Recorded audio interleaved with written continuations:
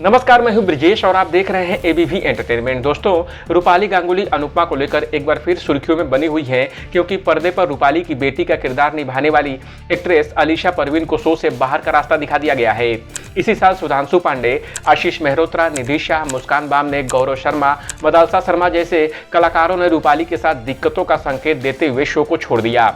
अनुपमा में lead role निभाने वाली रूपाली गांगुली एक ऐसी इकलौती एक्ट्रेस है जो शो में शुरुआत से बनी हुई हैं, और उनके अलावा उनकी सास बनी लीला भी शुरुआत से इस शो में बनी हुई हैं, जो कि छोटे पर्दे के पीछे भी रूपाली गांगुली की काफी फेवरेट हैं। और शायद यही कारण है कि उनका शो से अभी तक पत्ता नहीं कटा है।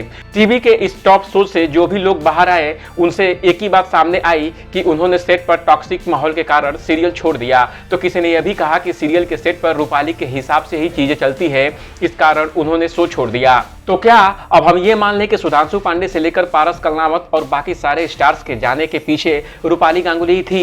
ये सोचने वाली बात है कि जो रूपाली पर्दे पर एक प्यारी माँ, सत्यवती पत्नी और सीधी सरल बहू रानी का रोल करती हैं, वो असल जिंदगी में इस नेचर की हो ही नहीं सकती।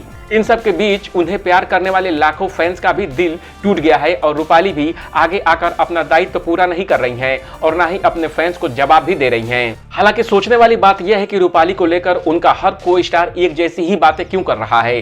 रूपाली को लेकर कुछ स्टार्स ने कहा कि वो जो चाहती हैं वही करती हैं, जैसा चाहती हैं वैसे कास्टिंग को हटाती हैं और अपने हिसाब से वो हायर भी करती हैं। रूपाली ही है जो हर किसी के जाने के पीछे की वजह होती हैं। कुछ लोगों ने तो यहाँ तक कह दिया कि रूपाली को यह तक भी पसंद नहीं है कि उनसे ज्यादा कोई शो में दिखाया जा रहा है, वो ये तय करती हैं कि किसे कितना शो में दिखना है। ये सब तो रिपोर्ट्स और स्टार्स की बात हो गई। बाहर उनकी सौतेली बेटी का भी कुछ ऐसा ही कहना है।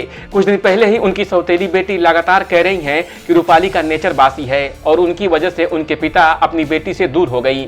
उनका कहना था कि रूपाली उनके पिता को उनसे मिलने ही नहीं देती हैं और न ही वो चाहती हैं कि उनसे पिता का उनसे कोई रिश्ता रहे। हालांकि रूपाली ने बिना कुछ कहे सौतेली बेटी ईशा वर्मा के खिलाफ कानूनी नोटिस भेज दिया और कहा कि वो उनसे कोर्ट के जरिए बात करेंगी, जिसके बाद ईशा पीछे हट गई। लोगों को भी इस मामले में काफी हद तक यही लग रहा है कि असल जिंदगी में रूपाली एक अच्छी महिला नहीं है और उनका रोल अनुपमा उनके चेहरे से काफी अलग है।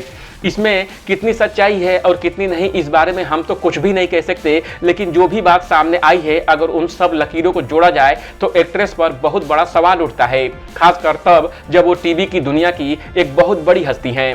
वैसे आपको इस अपडेट पर क्या लगता है, कमेंट कर हमें जरूर बताएं। टीवी और बॉलीवुड की दुनिया की तमाम अपडेट के लिए देखते रहिए एबीवी एंटरटेनमेंट। तब तक के लिए नमस्कार।